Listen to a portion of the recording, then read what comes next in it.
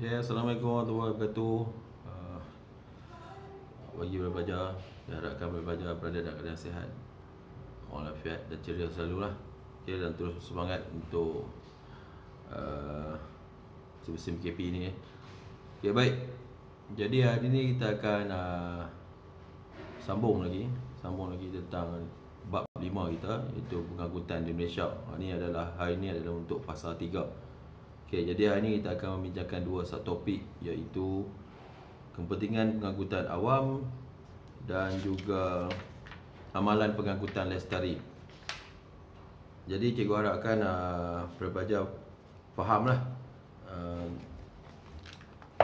masa kelas kita yang lepas lah. Okay? Yang lepas kita belajar sedikit tentang kepentingan pengangkutan darat, air dan juga udara. Kita belajar juga tentang jenis-jenis pengangkutan awam di Malaysia, faktor-faktor yang mempengaruhi pengangkutan awam. Okay. Jadi untuk hari ini kita akan masuk pada dua lagi satu topik kecil, iaitu kepentingan pengangkutan awam dan juga amalan pengangkutan lestari. Dua lagi satu topik. Okay, baik. Jadi tanpa melengahkan masa, teruskan punya kelas. Okay, baik. Sorry, Ustaz.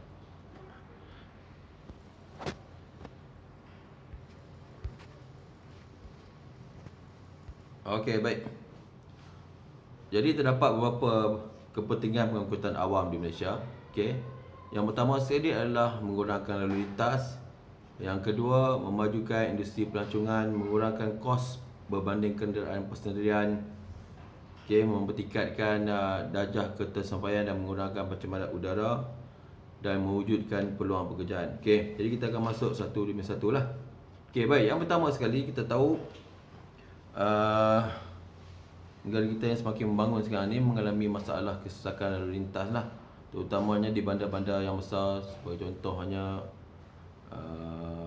Kuala Lumpur, bandar Kuala Lumpur, Ipoh, Alor Setar, terutamanya pada waktu-waktu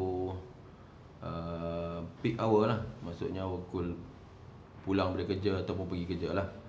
Baik. Jadi dengan adanya sistem pengangkutan awam yang sistematik ni, dapat mengurangkan masalah kesesakan lalu lintas lah. Sebagai contohnya, kerajaan telah membina MRT, MRT di bawah Bandaraya Kuala Lumpur itu, bagi untuk mengatasi masalah kesesakan lalu lintas. Selain itu ada juga bas-bas awam lah, taksi dan sebagainya, dapat mengurangkan masalah kesesakan lalu lintas. Kemudian yang kedua adalah memajukan industri pelancongan. Pengangkutan awam ni dapat memajukan industri pelancongan. Sebagai contohnya, kita ada feri, kita ada bot-bot yang bawa ke pulau dan sebagainya. Kemudian perkhidmatan sebagai contohnya rel bersepadu, LRT, MRT dan berbagai-bagai lagi lah. Kalau kamu tengok di Kuala Lumpur tu, dia ada berbagai-bagai jenis. Ada Putra, Star dan berbagai-bagai lah. Jadi dia memudahkan pergerakan pelancong lah. Mungkin sekarang ni waktu PKP ni, pergerakan pelancong tu agak tahan lah, sebab kita tak boleh nak lintas border kan. Kemudian yang ketiga adalah mengurangkan kos. Dengan menggunakan pengangkutan awam ni, kita dapat mengurangkan kos yang banyak lah. Sebagai contoh, kalau cikgu nak balik Perlis, contohnya rumah mentua cikgu di Perlis, cikgu naik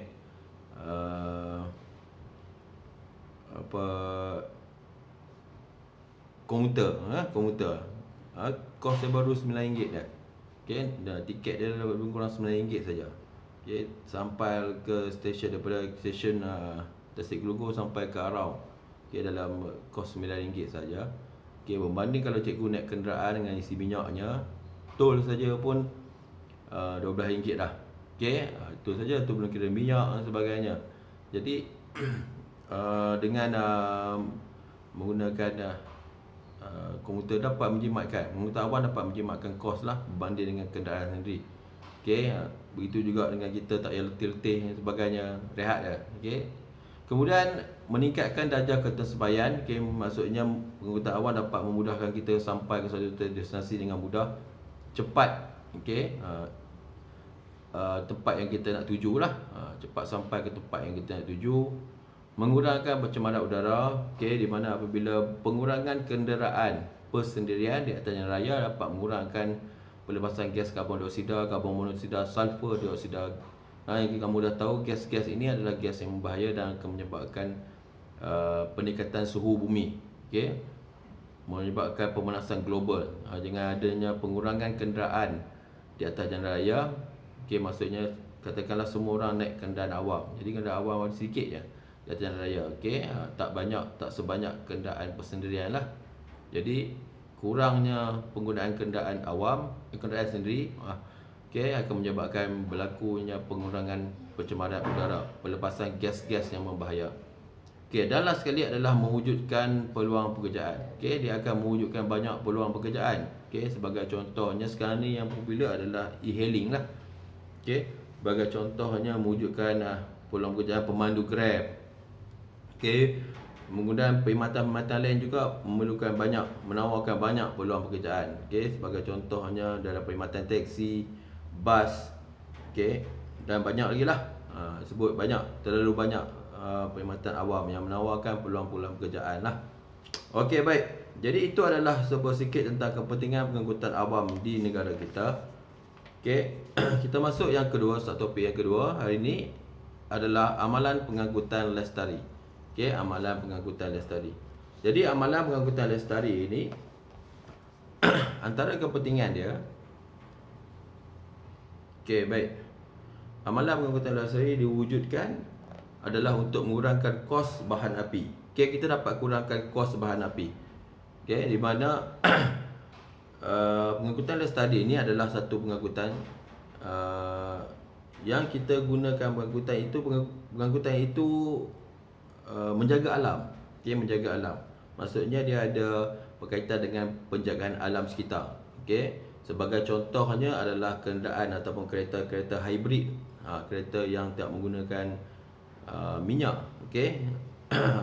Kejap lagi cikgu akan terangkan. Okey. Jadi lestari ini adalah suatu amalan yang kita untuk wujudkan untuk penjagaan alam. Maksudnya kita buat suatu pengangkutan awam, tapi dalam masa sama juga kita nak menjaga alam sekitar. Itu adalah pengangkutan lestari lah. Jadi pertama sekali adalah kita mengurangkan kos bahan api. Okey, kita tahu kos apabila kita menggunakan minyak petroleum, okey, kosnya sangat tinggi sebenarnya. Okey. Jadi kemudian kita dapat mengelakkan kesesakan jalan raya, okey, membantu mengurangkan pencemaran, okey, di mana kereta ataupun kenderaan-kenderaan jenis hybrid, kenderaan yang menggunakan elektrik ini dapat mengurangkan masalah pelepasan gas-gas berbahaya yang apabila kita menggunakan petroleum lah. Okey, kalau kamu tahu bila kita guna petroleum ada gas-gas yang berbahaya. Okey, gas sulfur dioksida, karbon monoksida, okey, karbon dioksida, ini adalah gas-gas yang berbahaya lah. Gas-gas ini dia akan menyebabkan pemanasan, okey, pemanasan bumi. Banyaklah kesan rumah hijau dan banyak-banyak kesan lain. Okey, baik, yang memudaratkan kita sendirilah, okey, dan alam.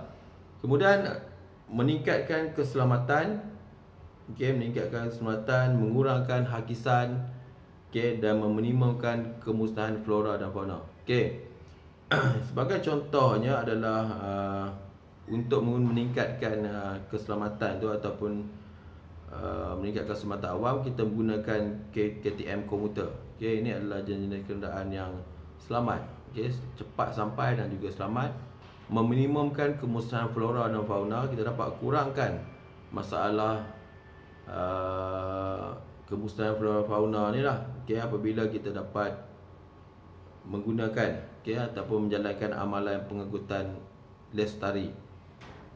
Okey, baik.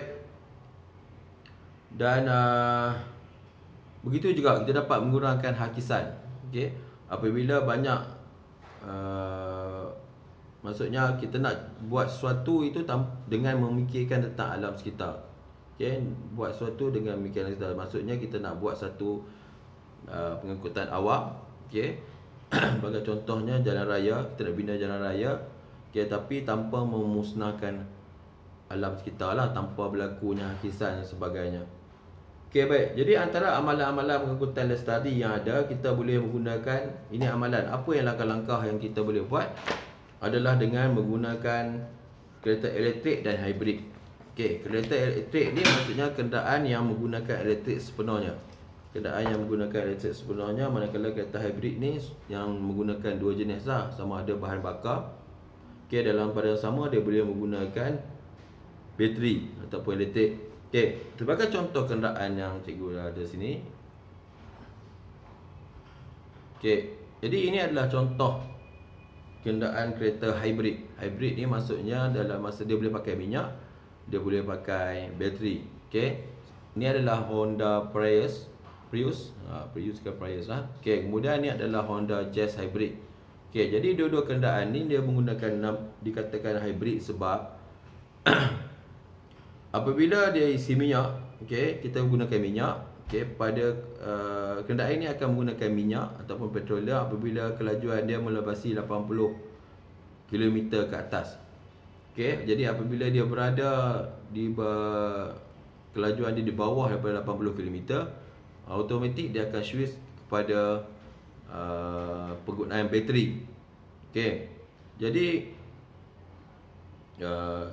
apabila kenderaan ini berada pada kelajuan yang rendah, maksudnya yang perlahan antara 0 hingga 80. Okey, kalau untuk kenderaan yang biasa, kenderaan kereta kita biasa ni, okey, dia akan menggunakan minyak sepenuhnya lah. Jadi apabila kenderaan itu semakin perlahan, pembakaran bahan api itu semakin banyak. Okey, jadi apabila pembakaran semakin banyak, gas yang dilepaskan, gas rumah hijau yang dilepaskan akan lebih banyak lah. Jadi dengan adanya kereta Prius ni, kereta Prius ni, Honda Prius, Honda Prius. Okey, sebagai contoh kereta hybrid ini, apabila kereta di bawah 80 km, maksudnya dalam pekan, kalau kamu tengok dalam bandar selalu berlaku kesesakan, jadi kenderaan terpaksa perlahan-lahan bawa dengan perlahan. Jadi apabila dengan penggunaan kereta hybrid ni, dia dapat mengurangkan masalah pencemaran dengan penggunaan bateri sepenuhnya. Okey, jadi sepanjang kamu dalam kenderaan tu, dia akan ni lah. Okey. Jadi begitu juga sama lah kereta Honda Jazz ke Honda Jazz Hybrid ni ataupun kereta Honda Prius ni. Okey, sama juga. Okey, begitu juga kalau kamu gunakan, kita dapat menjimatkan penggunaan bahan api. Maksudnya kita tak payah dapat mengurangkan masalah penggunaan minyak petroleum yang banyak lah.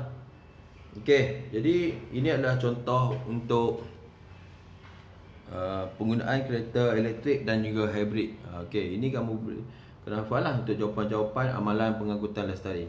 Okey, yang kedua adalah berkongsi kenderaan. Okey, apabila sebagai contohnya kamu berkongsi kenderaan tu, kalau kamu ada beberapa orang kawan yang pergi ke tempat kerja sekali, maksudnya ataupun dekat satu laluan yang sama, jadi kamu kongsi kenderaan. Kongsi kenderaan maksudnya semua tumpang. Hari ni turn kamu, hari ni esok turn kawan kamu pula. Okey, itu adalah amalan berkongsi kenderaan lah. Sebenarnya amalan ini sangat baik apabila kita dapat mengurangkan jumlah kenderaan yang berada di atas jalan raya. Okey, apabila kenderaan dapat dikurangkan, kita dapat mengurangkan pembebasan gas karbon monoksida di udara. Jadi seterusnya dapatlah kita mengurangkan pencemaran, mengurangkan kesesakan lalu lintas lah. Okey, dan yang ketiga sekali, langkah yang terakhir sekali adalah penggunaan pengangkutan awam, iaitu mengurangkan masalah. Kita dapat mengurangkan masalah kesesakan lalu lintas macam cikgu cerita tadi. Apabila banyak semuanya orang menggunakan pengangkutan awam, okay, kita dapat mengurangkan kenderaan persendirian di atas jalan raya ni. Okay. Seterusnya, kamu boleh gunakan pengangkutan awam yang percuma. Kalau kamu nak berjimat, okay. Sebagai contoh, kerajaan banyak menyediakan pengangkutan awam yang percuma. Sebagai contohnya, kalau di Kuala Lumpur kita ada bas bandar Go KL, okay, dan juga bas Muafakat Johor. Ini contoh-contoh kenderaan pengangkutan awam yang percuma. Okey, kalau di Pulau Pinang pun ada juga. Cikgu pun tak ingat nama dah. Okey. Dia open, dia boleh duduk 2 tingkat saya silap cikgu. Okey, dia akan pusing seluruh Pulau Pinang. Okey. Kamu boleh menggunakan pengangkutan awam yang percuma ni lah. Okey, kalau nak naik lain lah, sebagai contohnya KTM komuter. Okey, harga tak mahal. Okey. Kalau lah cikgu kerja di Kuala Lumpur dan sebagainya, cikgu akan gunakan perkhidmatan KTM komuter dan sebagainya. Sebab yang pertama sekali, cikgu tak payah bersesak-sesak dalam kesesakan jalan raya pagi-pagi tu. Okay. Yang kedua sekali, jimatkan masa cepat. Okay? Dan juga cikgu akan gunakan komputer ni sebabkan oleh kita boleh berehat. Tak payah penat-penat nak drive, bersesak-sesak dan sebagainya. Naik komputer sampai tempat. Okey, contoh kalau cikgu duduk di Kuala Lumpur lah. Okey, baik. Jadi di cooling kita ni tak ada lagi lah. Okey. Jadi apa yang cikgu nak sampaikan pada hari ini iaitu tentang bagaimana pengangkutan ini, pengangkutan awam yang terdapat di negara kita ni terlalu banyak kepentingannya lah. Okey, cikgu ulang balik sebagai contohnya mengurangkan kesesakan. Ini adalah main point yang utama sekali. Okey, kalau kamu jawab exam, kepentingan adalah mengurangkan kesesakan lalu lintas. Okey, kemudian industri pelancongan, mengurangkan kos, mempeningkatkan darjah ketersampaian, mengurangkan pencemaran udara dan mewujudkan peluang pekerjaan. Ini contoh-contoh lah. Jawapan yang kamu boleh jawab, yang mudah untuk kamu ingat semasa menjawab peperiksaan lah. Okey, baik. Jadi yang kedua adalah kepentingan amalan pengangkutan lestari. Kenapa kita nak jaga? Kita nak bina pengangkutan awam yang canggih, yang sistematik. Tetapi dalam masa sama kita nak menjaga alam kita, nak menjalankan amalan lestari, menjaga alam sekitar lah. Kita boleh gunakan kereta elektrik ataupun hybrid. Kita boleh berkongsi kenderaan. Dulu memang ada kempen di TV, di televisyen, iaitu berkongsi kenderaan. Dan last sekali kita ada menggunakan pengangkutan awam. Kamu boleh gunakan pengangkutan awam. Okey, baik. Jadi setakat itu saja untuk hari ini. Jadi kita dah tamat untuk bab 5 ini. Jangan lupa kamu isikan kehadiran kamu di LinkedIn. Teams yang telah diberikan. Dan juga jangan lupa jawab formatif yang telah cikgu berikan lah. Baik. Jadi itu saja untuk hari ini. Assalamualaikum warahmatullahi wabarakatuh. Semoga terus semangat, stay safe, stay at home, jangan nak keluar-keluar, jaga diri baik-baik dan terus belajar. Itu saja. Assalamualaikum warahmatullahi wabarakatuh. Hidup geografi.